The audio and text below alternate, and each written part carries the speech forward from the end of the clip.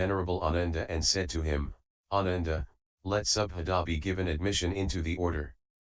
And the Venerable Ananda replied, so be it, Lord. Then the wandering ascetic Subhada said to the Venerable Ananda, it is a great gain to you, friend Ananda, very profitable for you, that you have received the sprinkling of ordination as a disciple in the teacher's presence. Then Subhada, in the presence of the Blessed One, received admission into the Sangha and higher ordination. And from the time of his ordination the Venerable Subhada remained alone, secluded, heedful, ardent, and resolute.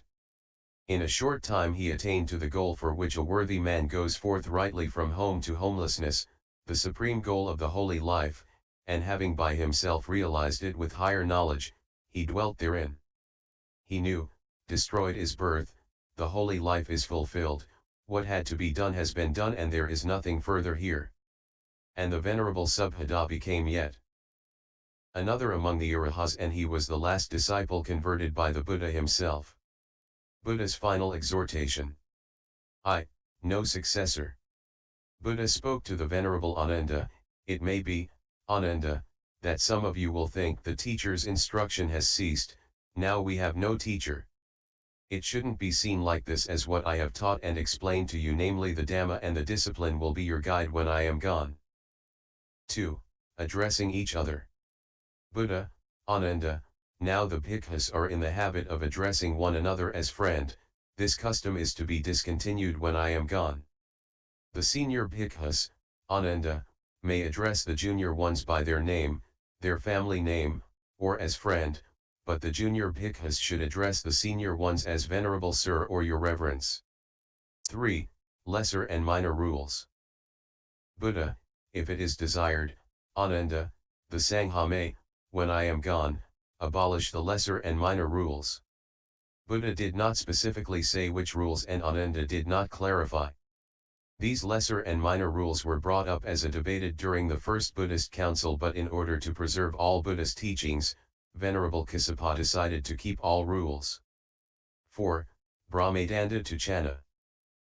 Buddha Ananda, when I am gone, let the higher penalty be imposed upon the bhikkhu Chana. Ananda then asked, but what, Lord, is the higher penalty? Buddha, whatever the monk Chana wants or says, he is not to be spoken to, admonished or instructed by the monks. Chana was the charioteer that accompanied Buddha during his renunciation day. Since then he was full of himself and will reprimand fellow monks. Hence Buddha imposed social boycott on Chana so that he will be in solitude.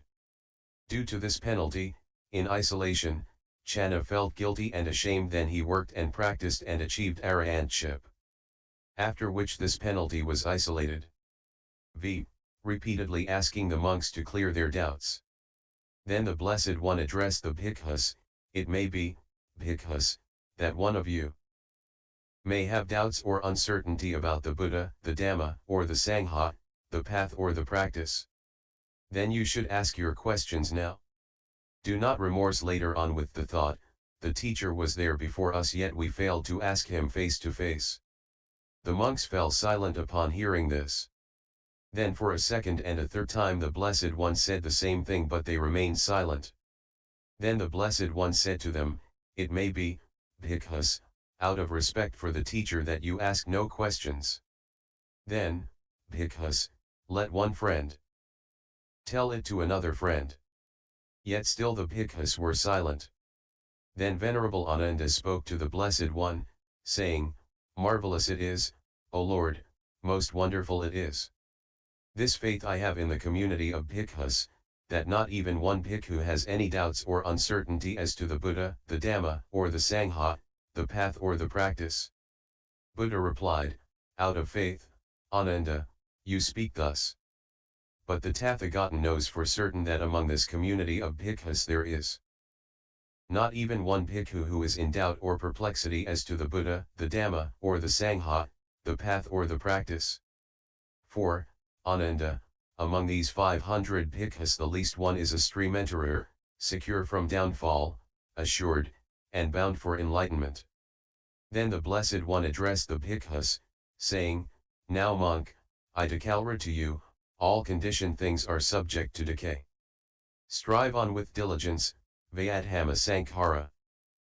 Apamadana Sampaditha. This were the last words of the Tathagata, the Buddha. Buddha's final Nibbana. Buddha entered the first Jhana. Rising from the first Jhana, he entered the second Jhana. Rising from the second Jhana, he entered the third Jhana. Rising from the third Jhana, he entered the fourth Jhana. And rising out of the fourth Jhana, he entered the sphere of infinite space. Rising from the attainment of the sphere of infinite space, he entered the sphere of infinite consciousness. Rising from the attainment of the sphere of infinite consciousness, he entered the sphere of nothingness. Rising from the attainment of the sphere of nothingness, he entered the sphere of neither perception nor non-perception. And rising out of the attainment of the sphere of neither perception nor non-perception, he attained to the cessation of perception and feeling. At that moment Venerable Ananda told Venerable Anuruddha, saying, "The Blessed One has passed away."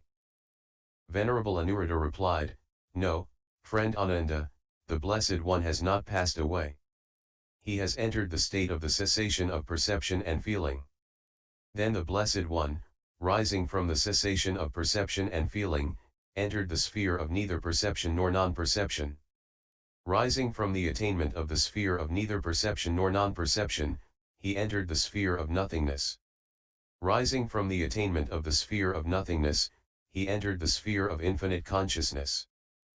Rising from the attainment of the sphere of infinite consciousness, he entered the sphere of infinite space. Rising from the attainment of the sphere of infinite space, he entered the fourth Jhana. Rising from the fourth Jhana, he entered the third Jhana. Rising from the third Jhana, he entered the second Jhana. Rising from the second Jhana, he entered the first Jhana. Rising from the first Jhana, he entered the second Jhana. Rising from the second Jhana, he entered the third Jhana. Rising from the third Jhana, he entered the fourth Jhana. And, rising from the fourth Jhana, the Blessed One passed away. The world's echo. Upon Buddha's death, simultaneously there was a tremendous earthquake, terrible and hair-raising, accompanied by thunders. At that time, Brahma Sahampati uttered this stanza. All beings in the world, all bodies must break up. Even the teacher, peerless in the human world. The mighty Lord and perfect Buddha has passed away. And Sakka, ruler, or Devas uttered this stanza. Impermanent are compounded things, prone to rise and fall. Having risen, they are destroyed, their passing truest bliss. Venerable Anuruddha uttered this stanza. No breathing in and out just with steadfast heart. The sage who is free from lust has passed away to peace. With mind unshaken he endured all pains. By Nibbana the illumined mind is freed.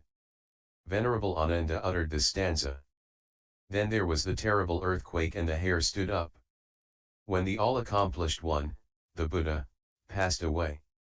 When the Blessed One had passed away, some bhikkhus who had not yet freed from passion, lifted up their arms and wept, some flinging themselves on the ground, rolled from side to side and wept, lamenting, "The Blessed One passes away too soon. Too soon has the eye of the world vanished from sight." Whereas the bhikkhus who were freed from craving, remained mindful and clearly comprehending, they reflected in this way, impermanent are all compounded things.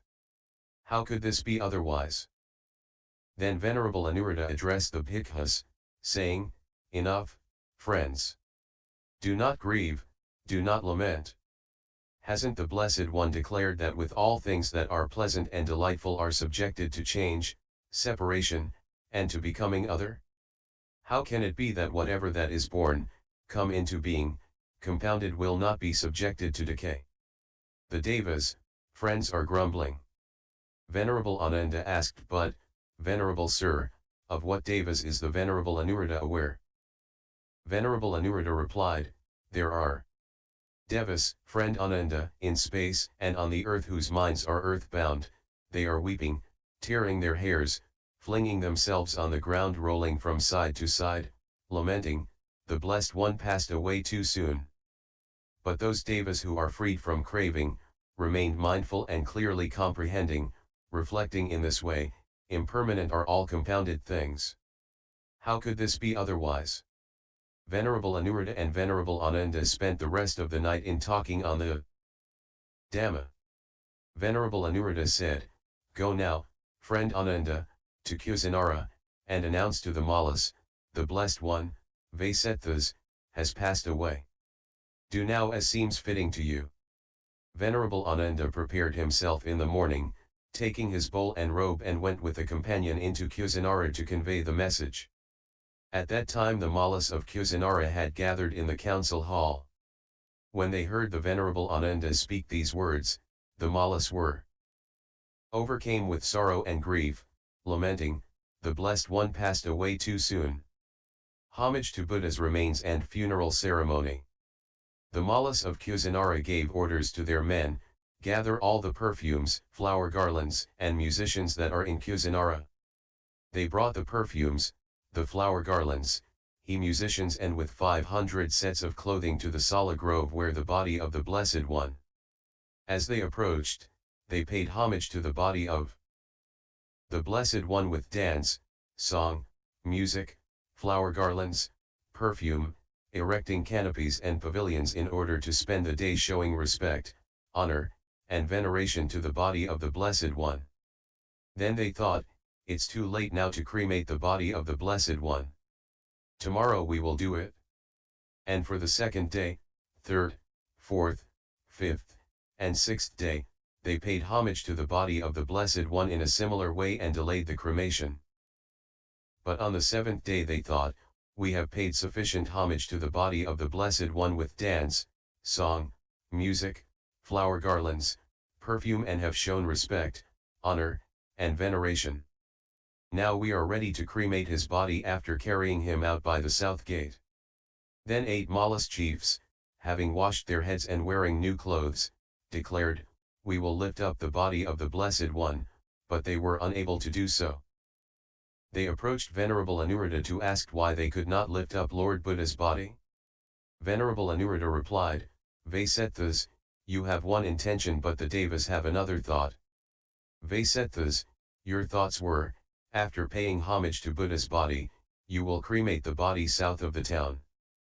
But for the Devas who have paid homage to the body of the Blessed One with heavenly dance, song, music, flower garlands, they wish to carry Buddha's body northward to the northern part of the town, then go."